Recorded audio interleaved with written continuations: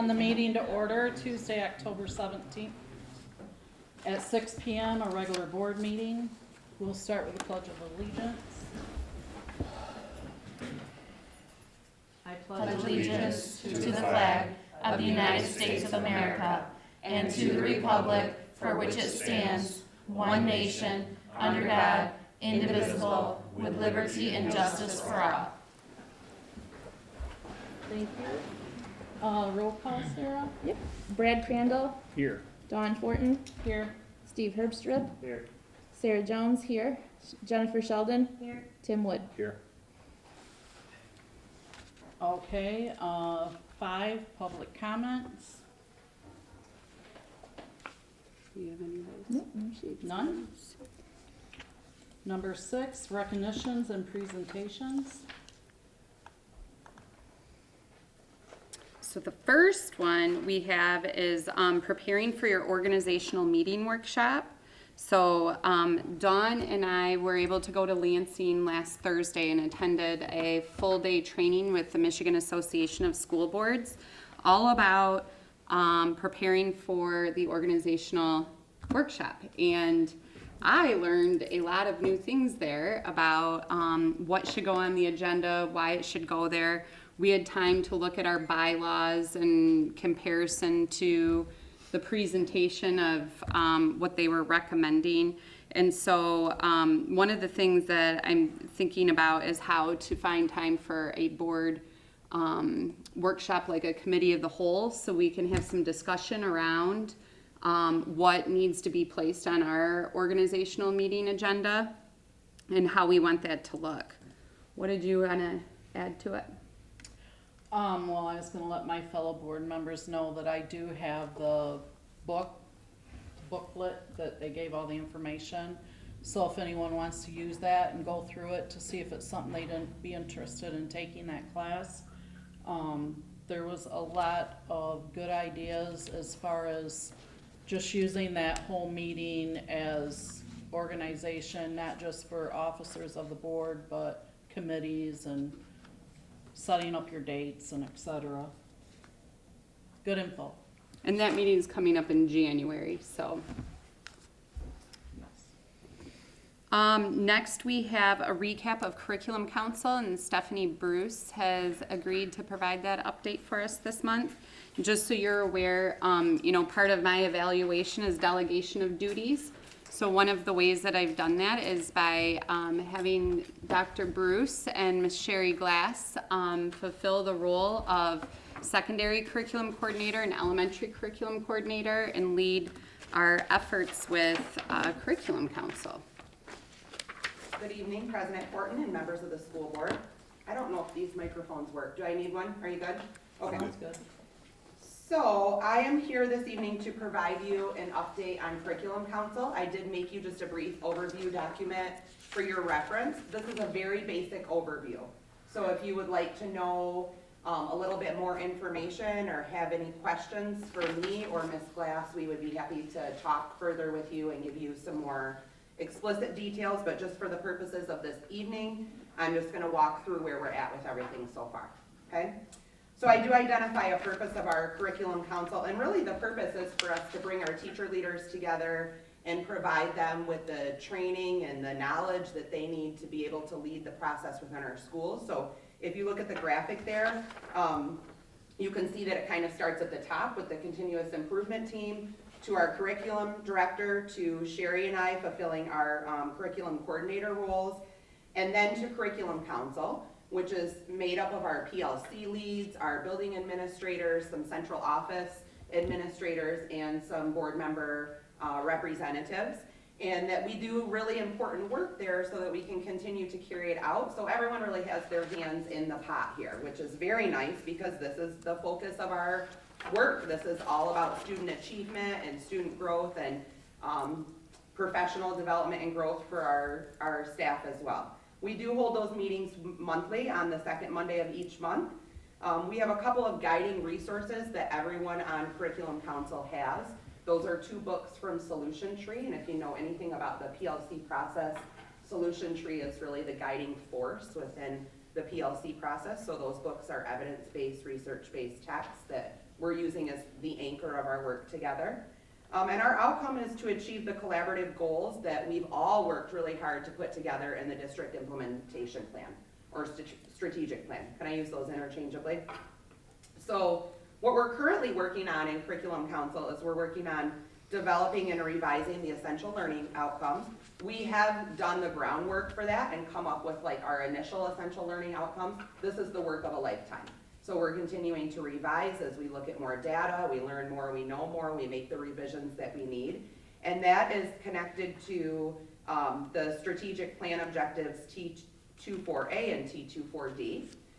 We're also working on the development of essential learning outcome aligned K-5 report cards. And that's aligned to our strategic plan objective T24B. And the development and revision of our pacing guides for all grade levels and subject areas, and that is connected to T24C and T24D. And those goals or objectives are actually listed down on the bottom, the language of those objectives, so you can see where they fit in. And as we continue on, we will start to do some vertical alignment work, and what that means is instead of having grade levels meet together to define what the essential learning outcomes are in the pacing guides, we'll have we'll have across grade levels work together so they can make sure that they're aligned too. It's a big process and a very good one. We're also going to be working on some overview documents to accompany these parent-friendly report cards, and so that our parents and families really understand where we're coming from, how we're looking at student growth and mastery towards these essential learning outcomes. And we're going to be working on a district-wide lesson plan template and doing some consultation of what the indicators look like for high fidelity implementation of our curricular resources. What questions can I answer for you? Thank you for your time. Thank you. you. Thank you. I want to thank you and Mrs. Glass both for your leadership in this. I attend that meeting and they're rock stars, so just know that they're working very hard, and our staff along with you. I like the continuous improvement input that you give. Great. Thank you very much. We appreciate you being there. That's awesome.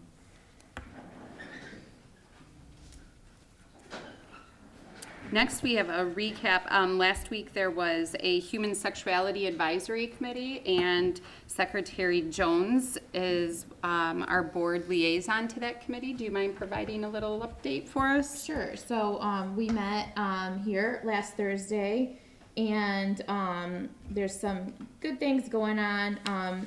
One thing they just implemented that's happening is they're going to have like signs on the bathroom doors, the clear plastic. It seems like a simple thing, but sometimes kids can't ask for help when they need it and stuff, and so that's a way to get information to kids, even like with QR codes to scan to get resources they might need.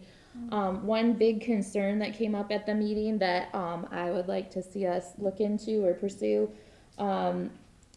Ms. Collins brought up how our current structure with health class is that everyone takes health class in 8th grade, and then during 9th grade biology they have an extra component added in. And what they're finding through survey data and even behavior instances is that in 8th grade they might not be exposed to some of those things that they're learning about, the human sexuality aspect, the drug use and all that. There's some that dabble in it in 8th grade, but it would really be more relevant at a older age when they're in that stage where they're exposed to those things more. So she talked about if we could ever look into having a health class offered in high school for kids older than 8th grade when it's more relevant to them. And there was survey and statistics that show that there's probably a need for more information. She shared a story of a student that came back with a major misconception about sexual health that got her into trouble. So we don't want to have that kind of thing happening. We want to be able to offer kids things when they need it, and a health class might be somewhere we need to go. We can definitely look into that. Okay. Next, we have the My MTSS Awards. You'll notice in your board packet that we received a letter from the Department of Education acknowledging 7 different awards that we were recipients of through our partnership with Michigan Multi-Tiered Systems of Support for our work for last year. And so those awards were received as a result of the work of the district implementation team and our school leadership teams for their work in developing the systems and structures needed for supporting MTSS. And so we received the award for data utilization. That meant that we conducted a system-wide analysis and then created an action plan based on that for our implementation of multi-tiered systems of support. And we received that at North Penn, Dunlap, the middle school and the high school. And we also received an additional award for the Implementation and Impact Award for North Penn and Dunlap for their implementation of the Tier 1 behavior supports. So that was really exciting. I did notice last week in the MDE update that they highlighted that there were about 500 awards given out statewide for different districts meeting these accomplishments and benchmarks. So I was quite proud that we received 7 of those. So we plan to keep knocking it out of the park. And Ms. Coates has agreed to share some additional building celebrations with all of you regarding our multi-tiered systems of support efforts.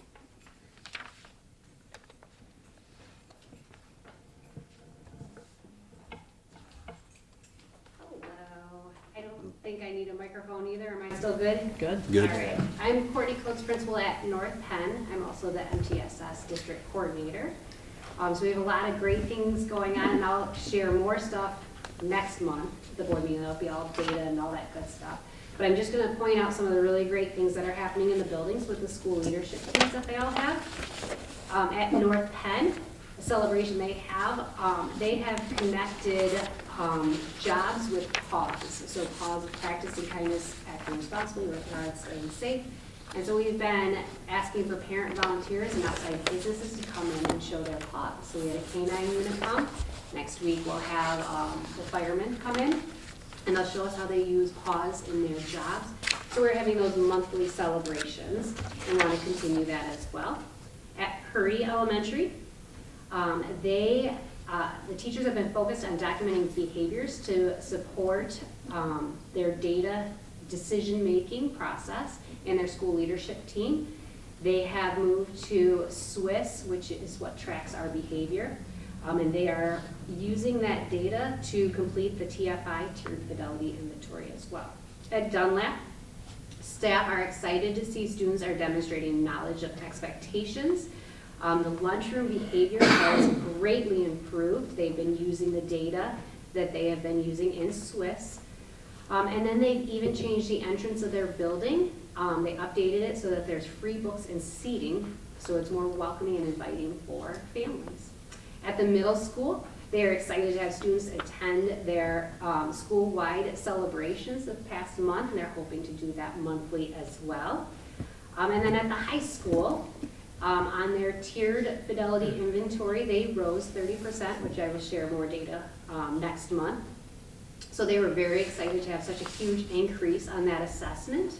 And then they held an assembly that was for students who met attendance goals. They want to continue to have assemblies every month and change what they're doing with them. And then they have also switched to use an electronic system, it's called Swiss, to track their behavior so that they can make decisions based on the building-wide needs. Thank you. Thank you. Thank you. Any questions?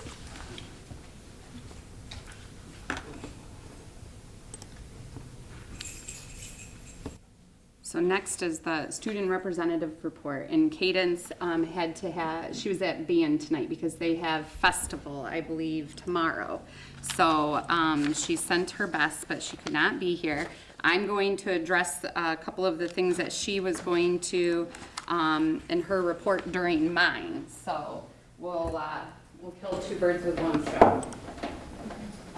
I have quite a few things to communicate to you, so I thought I would keep myself on track and give you a little visual. to help me out as well. So a few things are upcoming dates to remember. There's a band performance at the football field on Monday, October 23rd. And that is where our band showcases their show that they've been practicing since band camp this summer. So it's a good opportunity to come on out and see that.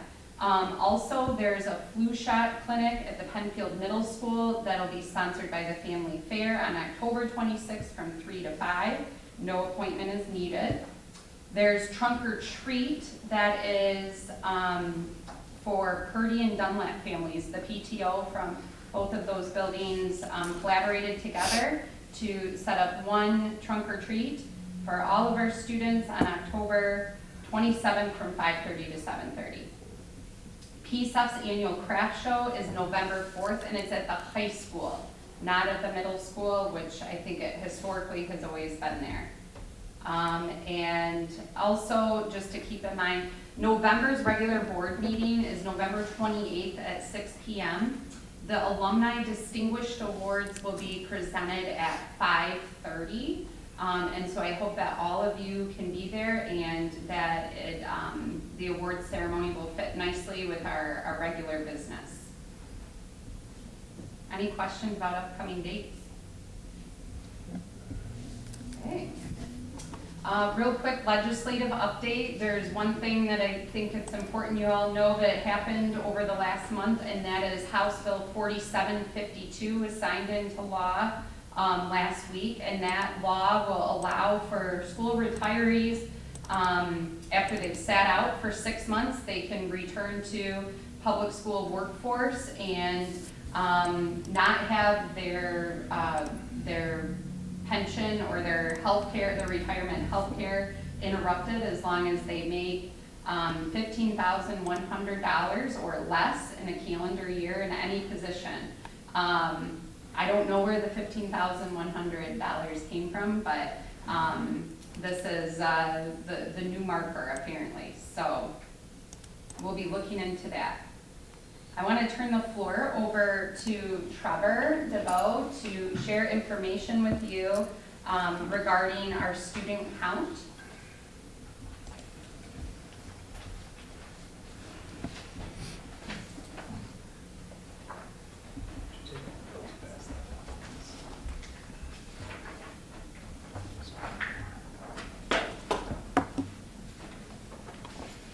I'll wait for those to come back again.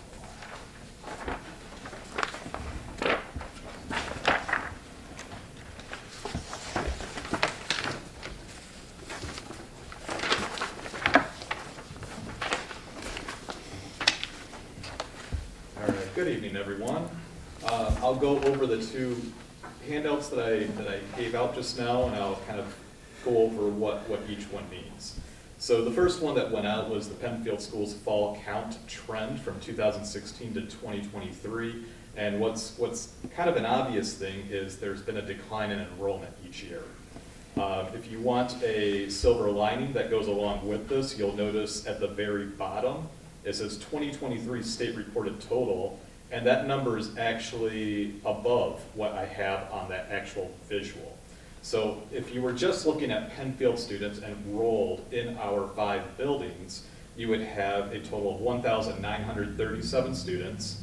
And because we share some of those students, we have a homeschool partnership, we have Math Science Center that we share FTE for, we would have a total of 1,899.3. And actually I said homeschool, but I didn't add those in, so that's minus the homeschool. If you want to know what our homeschool partnership brings in, those are the numbers below there, 175 students. And because most of those students are only taking anywhere between 2 and 3 classes online, that's what we're actually able to claim through that homeschool partnership. That's why you have 69.98 is what we're going to actually be able to claim with the state, even though there's 175 students. So the reason I separated that out is because it could be misleading if I just said that we have 2,112 students at Pennfield, and then if I shared what the FTE is. So you have a better idea of what's actually happening. So like I said, you do see a decline over time, particularly the last 3 years. There's, well, maybe even 4 years there's a good decline. But because of that homeschool partnership, we're sitting a little better than we might otherwise. So that proves to be a positive thing for the district in terms of numbers and what we bring in with FTE. Now, the other thing to keep in mind is in the year 2021, we had a consulting firm called Middle Cities that did a study for us, and they did a 5-year projection of what they anticipated enrollment to be at Pennfield schools. And I still remember when I saw that, I was kind of like a little floored, a little surprised, and maybe not believing it. This is a 34-page study that they provided us. I gave you 1 page, the one that says this is the projected enrollment for the next 5 years.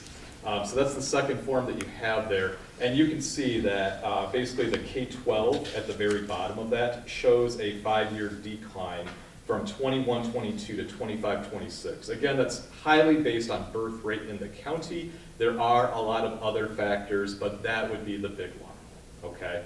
So the other, I mean, if you want to look at it as a positive, they are correct. We've had that decline, and I'm not going to question whether they're right anymore as far as if we can anticipate a little bit more of a decline in the next couple of years, because so far they are on the money. But our enrollment has actually been above what they anticipated in that projection. So I would say that either they're a little off, or we've done maybe a little bit better in maintaining some of that enrollment over time, or maybe drawing in new folks during that time as well. There's some things you can't overcome. Birth rate would be one of them. I think the homeschool partnership is a tremendous way to kind of counter that, to not have as big a shock to the district in our finances and day-to-day operations. And of course, we're going to be looking at other solutions as well. Okay, so I wanted to provide that. The 2023 that I have here has a big asterisk because we are still tracking attendance over the next 30 days. We don't actually report to the state until that first week of November when everything is official. This is going to be pretty close. This is giving you a pretty good idea of where we're going to land, but not exactly official. We'll have those numbers later. The other thing that you might want to know is with that homeschool partnership, there is some reimbursements that happen there. We pay for services to be able to make that happen. We'll have a nice balance sheet for you with how much we actually made off of that and how that factors in as well. Again, a little bit early for that, so that's why that's not there. Any questions for me? All right, thank you so much. Thank you. Thank you. One of the things, or one of the reasons why I wanted Trevor to present our count to you tonight is because I think that it's important to keep in mind the facts as we're faced with making difficult decisions for the future of the district. And this concept of declining enrollment due to birth rates is not unique to Pennfield. Many districts across the state have had to implement different plans for their district in order to make sure that they're right-sized and meeting the needs of their students across the district. So one of the things that I was tasked with doing last year was looking at financial feasibility and future space across the district, especially as we were working to reprioritize the bond and make sure that we were implementing projects to get the most bang for our buck, and that's something that we've paid really close attention to. What has changed since the bond has passed? We know there's increased inflation, there's labor shortages, supply chain shortages, and that we have this issue of declining enrollment. And so when we think about that, we also have to think about what are the current priorities left to tackle from the board. This is something we kind of worked and tackled at our work session together back in September. And we determined that there were significant spaces where asphalt was not completed this summer due to the cost. We were kind of waiting to see where things fell. The additions at North Penn and Purdy that were originally slated that we put on pause to make sure that we could accomplish things like getting AC in our classrooms and new mechanical systems, new roof, those things. We haven't touched on the improvements at the bus garage that are desperately needed, as well as either determining whether we're going to make improvements at the church or we're going to demolish that.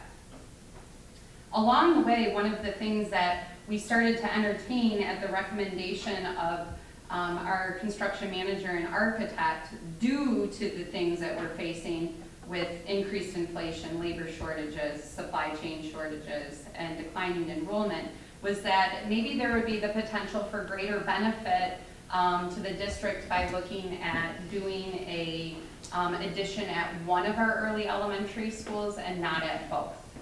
And so I've spent a considerable amount of time studying that and looking at what the advantages would be to doing a addition at one rather than at both of our early elementaries. What I learned along the way is that there is over $1 million that would be saved by performing a 6 classroom addition at North Penn rather than a 4 classroom addition, and forgoing the plan of doing an addition at both buildings. What this would allow for is us to consolidate 2 of our grade levels into one building and utilize the other for early childhood education and before and after school programming, 2 things that have been identified in our strategic plan.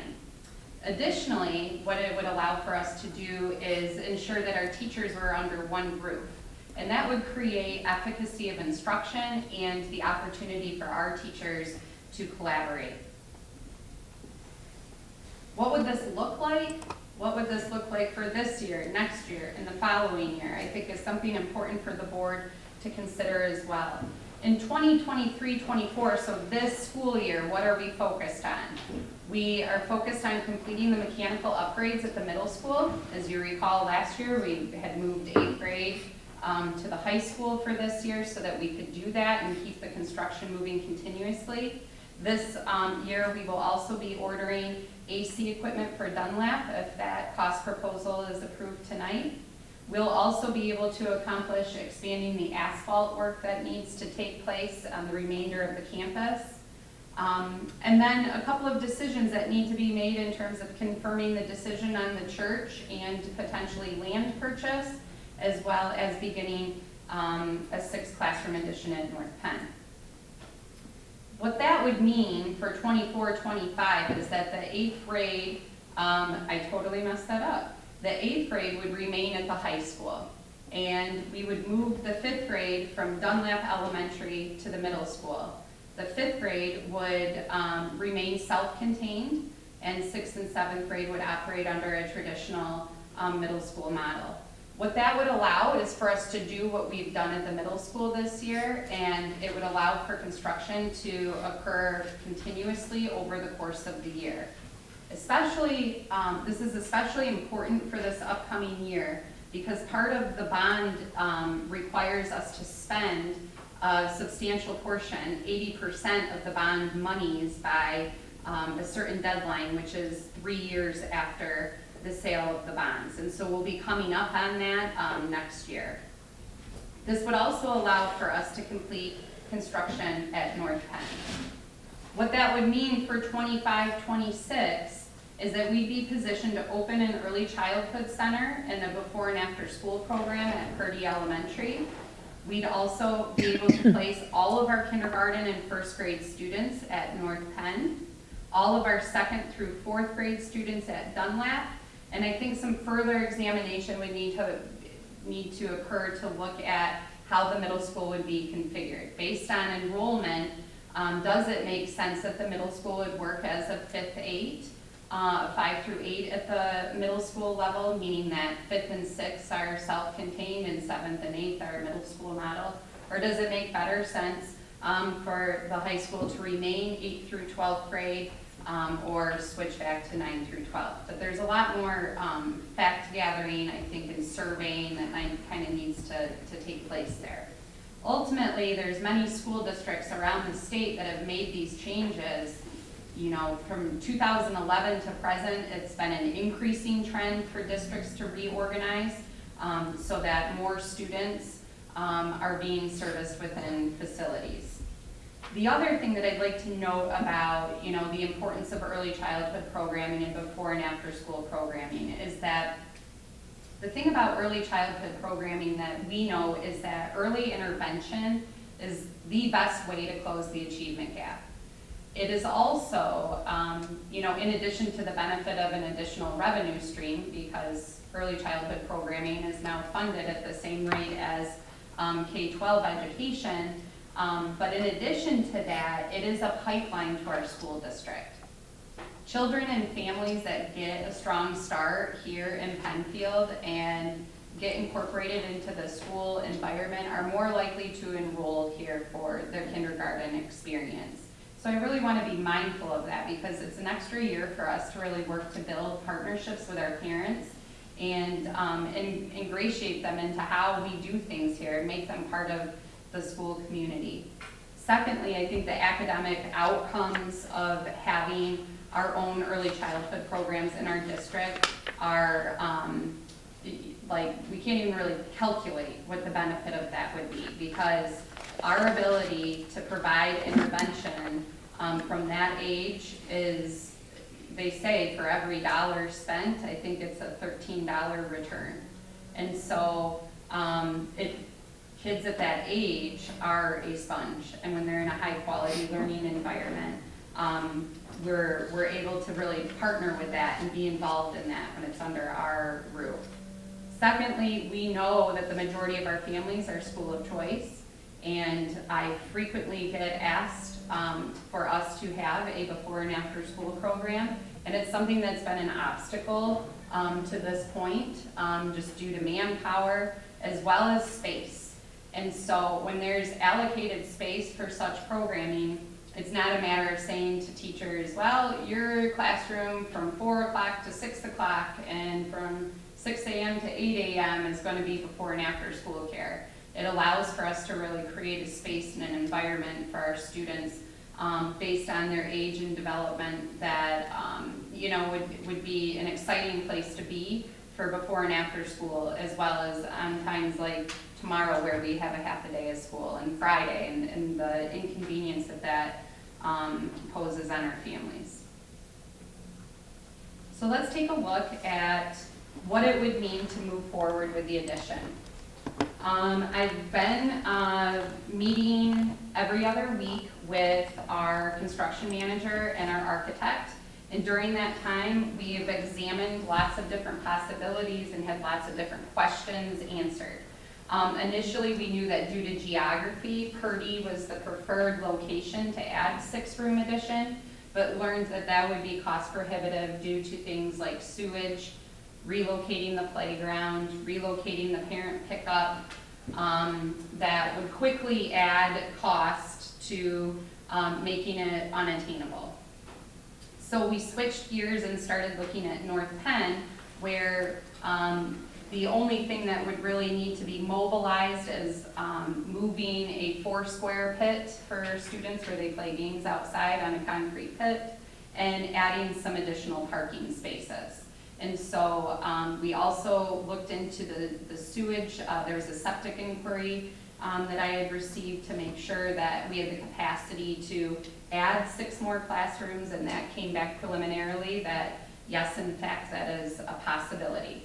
So the team has been working, when I say team, the architectural firm has been working on finalizing the drawings for us, and they have plans of being able to provide us with those drawings mid-November, and that would be what's considered wrapping up the design and development. They come and do a page turn with me, the construction and facilities committee, Robbie, and Gina sits on that as well. They review the budget with us to make sure that the projected budget was on track, and I'm very proud of the fact that all of our projects so far have come in, within 1% of the budget, and from there we would go out to bid. So if the board were to approve that at the end of November, we would go out to bid very end of November, beginning of December, have a bid opening before holiday break, and the board would be able to approve the issuance of contracts, which then would allow for January, the construction manager to issue contracts and start mobilizing the project. Due to it being an addition, we are able to essentially begin right away. And whether or not contractors have the workforce to start that now this winter or to wait until the fall will have to be determined, but there's significant savings by avoiding the limited amount of time we have during the summer with construction. And so the idea is that because this project will not be interfering with the inside day-to-day operations of the building, that we would look at actualizing the greatest amount of savings that we possibly can. What questions do you have about this?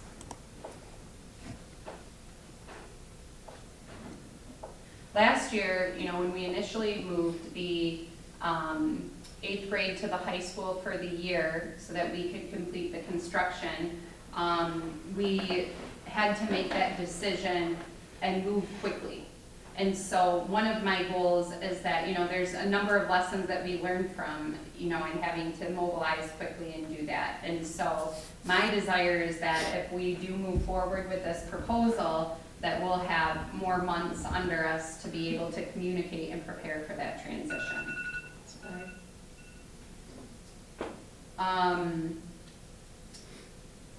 So the last thing that I wanted to touch on is looking at the strategic plan update. When we met in September, I shared with you our design for continuous improvement, that the board had approved the strategic plan, and that from that we created the district growth framework, and from that we were going to create our district implementation plan. So our growth framework includes targets, objectives, and strategies. The targets that we identified, because we had so many goals in our strategic plan, was to help us really with keeping an even bigger picture of how we would accomplish short-term and long-term goals. The objectives were put in place so that we could define how we were going to measure our success and make sure that what we were doing was actionable and results-oriented. And from that, we determined that we would need to identify strategies that were linked to each of these objectives so that we knew that if we implemented this strategy, we would be working towards accomplishing that measurable objective. So this is the growth framework at a glance for the year and our strategic plan alignment. So there's 25 goals in the strategic plan. And out of that, we aligned those 25 goals from the strategic plan to 5 target areas. And so our belief is that by keeping it compartmentalized to 5 big things that we're working on over the next 5 years, that we can make it more understandable and palatable for all of the stakeholders that we're working with. So from that, each of these strategies that we identified needed to have an action plan of how we were going to carry out those pieces. And part of that was determining who was going to be responsible for each of those. And so we have, and Stephanie alluded to this, developed kind of a communication infrastructure for how information is reported out. And each of these different teams that we have within the organization are capable of taking ownership of different pieces of the strategic plan. And so it starts with the Board of Education being responsible for the strategic plan, and then the executive leadership team overseeing what it is that we're working on. And we all participate on our continuous improvement team, which meets monthly prior to the board meeting to make sure that we are communicating out and monitoring the progress of all the goal areas that we're working on. So to kind of break it down, there's 5 targets this year that we're working on. And we're addressing 18 out of the 25 goals that are identified in the strategic plan. Pretty lofty goal. We created 50 objectives and 93 strategies to accomplish these objectives. And then we assigned them to various teams across the district to go about working on them and accomplishing them. So where we're at right now is that these teams have all been assigned their workload for the year of these are the goals you're focused on. So Stephanie, Bruce, and Sherry, they have the 4 that they're working on thoroughly for the year. Focused, targeted work. And each of our committees has a set number of tasks. But you could imagine that without having a system in place for monitoring continuous improvement, working on 50 objectives and 93 strategies, I mean, it'd get pretty crazy. So we've developed systems for what our implementation plan looks like.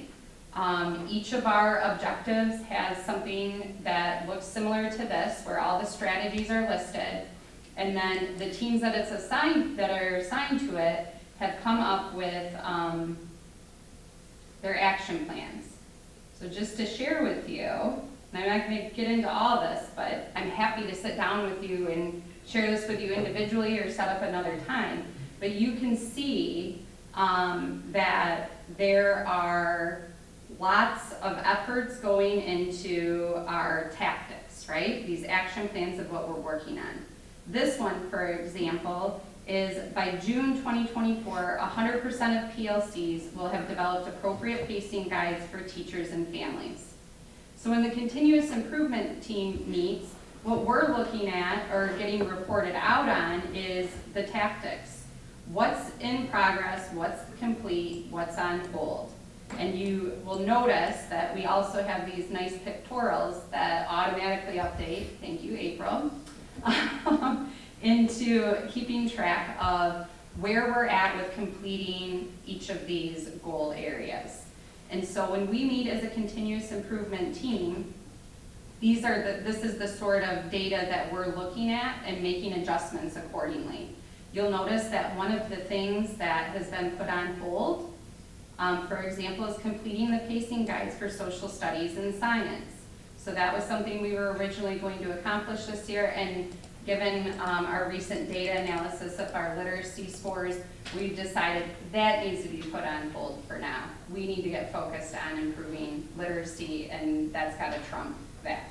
So it may mean that some things get added to these strategic plans over time. So just know that if there's a piece of the strategic plan that you're interested in or that you want to know more information about, please don't hesitate to ask, because the thought and the time has gone into it, and all of these people in this room here with me today have a very important role in executing and accomplishing the strategic plan. So in terms of the continuous improvement team that meets the Wednesday before each board meeting, Stephanie Bruce sits on that, Trevor DeVoe, Sherry Glass, myself, and Gina Schwartz and April Yates. And our role really is reviewing the progress towards the goals and identifying what adjustments need to be made and where they need to be made at. What questions and answers do you have? Or what questions? See, it doesn't matter to them if it's Monday or Tuesday.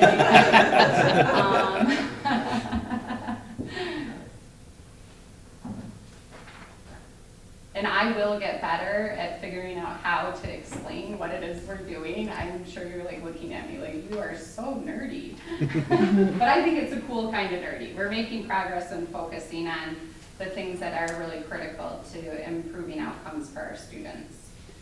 Can you attach that presentation to the board docs or email it to us? I think I uploaded it just before the meeting in the superintendent's report, so you should have it. It was a late add, I apologize. Just one question, like, so you showed an example of something that went on hold with the focus shifting to literacy. Just, would you say, like, that's just a few things, or are there a lot of things put on hold? Like, yeah, I think that, I mean, in terms of the number that I just gave you of the 50 objectives and the 90-some strategies, that's not going, those numbers aren't going to change, but some of where our focus was going to go, we're gonna need to just take a step back while we regroup and get everybody moving forward towards focusing on literacy for all of our students. okay.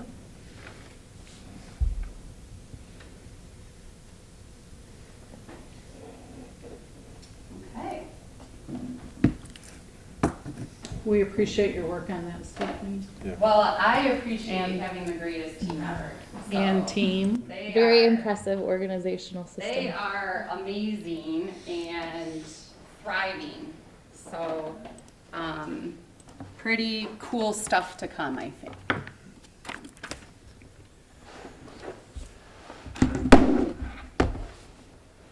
Okay, moving on to the consent agenda. It is the recommendation of the superintendent that the Board of Education approve the consent agenda, which includes the approval of the agenda, the minutes from September 10th and 26th board minutes, September check registers, EFTs from September, and the finance expenditure report. I make a motion to approve the consent agenda. Second. All those in favor, say aye. Aye. All those opposed? The motion passes.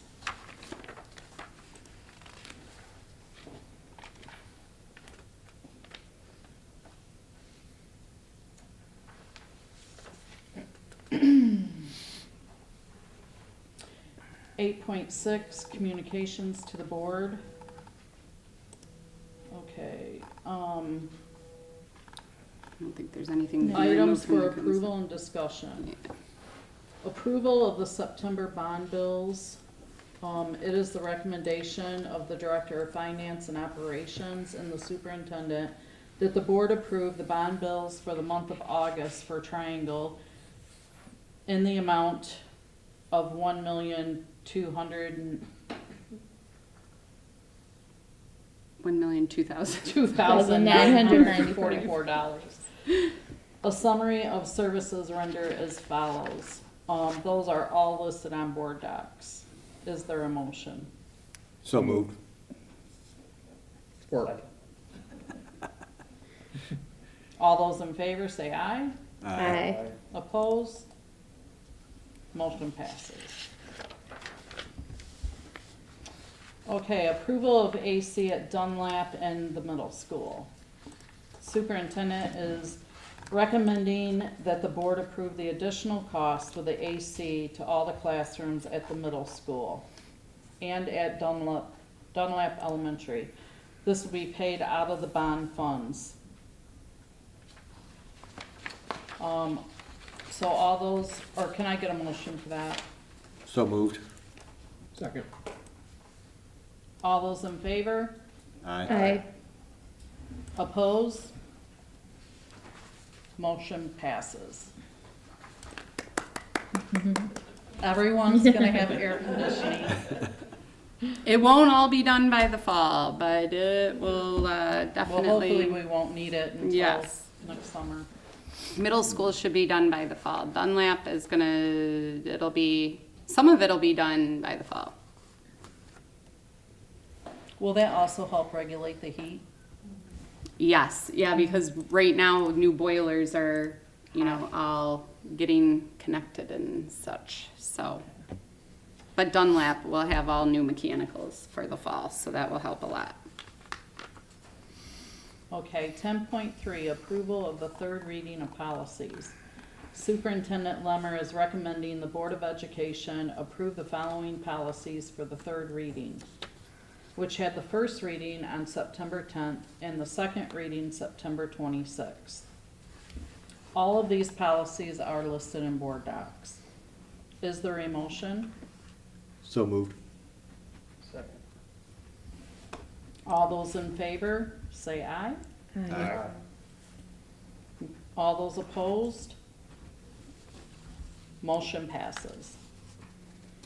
Okay, this is an exciting one. Approval of sixth grade camp. Superintendent Lemmer and middle school principal Dr. Bruce is recommending the Board of Education approve the sixth grade class going to Sherman Lake on February 19th through the 23rd in 2024. The cost per camper is $179, and the cost will be covered through student fundraising and family contributions. I make a motion to approve because I'm so excited about this and I have to make the motions. Thank you, Sarah. Second. All those in favor? Aye. All those opposed? Motion passes. Okay, 10.5, acceptance of the resignation of trustee Crystal Newman. Trustee Newman submitted her resignation on 10/12/23, effective immediately. According to board policy, the Board of Education must formally accept the resignation of the board member. Additionally, Superintendent Lemmer has attached the proposed notice of vacancy to release the paper tomorrow that would allow for interested applicants to submit a letter of interest between October 18th and November 1st, and then interview and appoint the new board member on November 2nd or 7th at a special meeting at 5 p.m. Okay, so those dates may possibly change, but it will be communicated. Is there a motion? So moved. And then now would be a good time to have the discussion around figuring out what day would work best for the board members.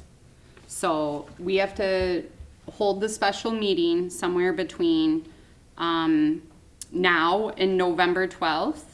And so initially I identified November 7th at 5.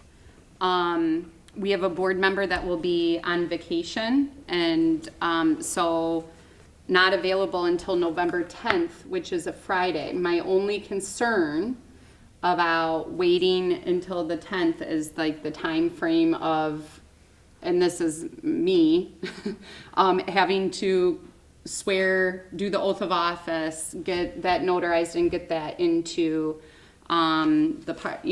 people that need it at the clerk's office and all of that. So my recommendation would be that we look before the 7th. November 2nd is a Thursday. I'm not sure if that works for everybody. If everybody could be there, that would be the ideal date. Otherwise, we could look at November 3rd, which is a Friday. I'm not sure how many people really like to have board meetings on Friday, but I'd do it for you. Either of those work for me. Yeah. Same. Obviously not the 7th. but- Okay. So November 2nd for Tim. How about for you, Brad? Second. Second's good? Yep. Can everybody do? Second. Can you do the second? Okay. All right, and can everybody do 5 o'clock? If not, we can make it later. I know with teaching, that might be a tall order. I'll make it work. You're the best. Okay, so I'm gonna change the notice to November 2nd at 5 p.m. and we'll release that. So the people will be able to submit their letter of interest like we've done in the past to either Dawn or I. And then we'll schedule those interviews for 5 o'clock on November 2nd. Okay. Now you can take your vote.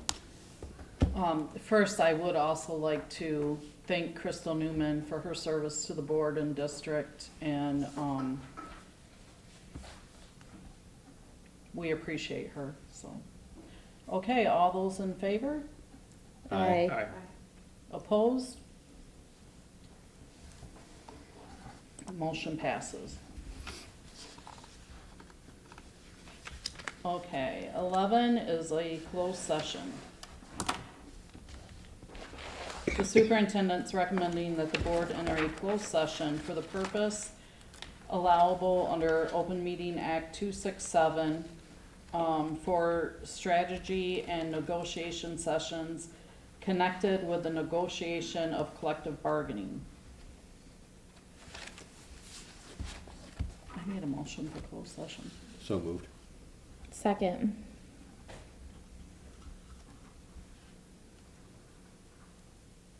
Oh, this looks like it has to be a roll call vote, Okay. Sarah. Got it.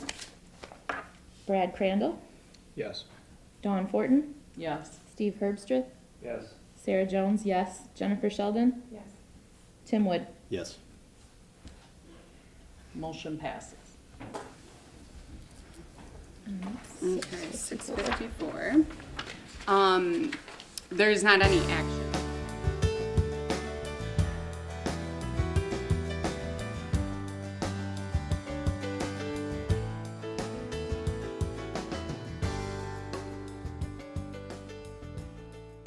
Motion. Okay. As board president. I make a motion that we return to open session at Brad's not back yet. 7. Oh, he's Brad's locked locked out. out. Oh, you had to go all the way Mike, around. can you let him in?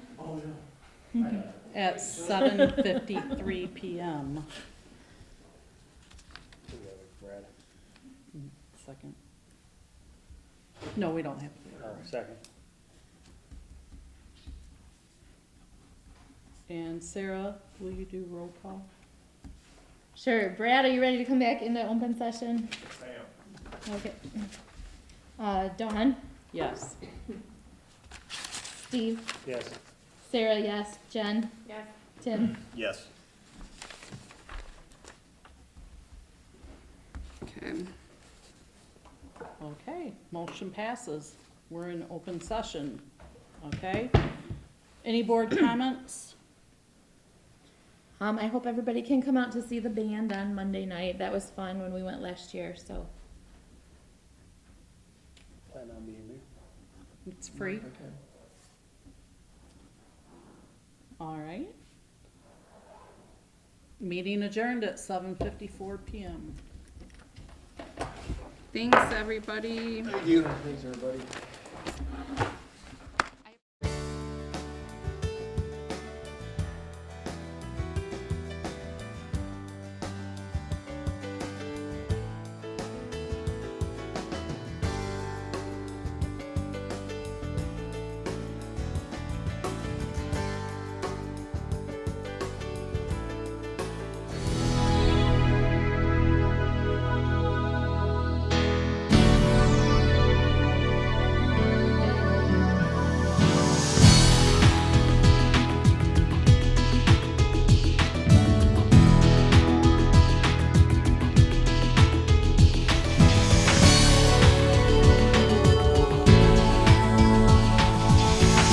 Access Vision. Your voice, your community.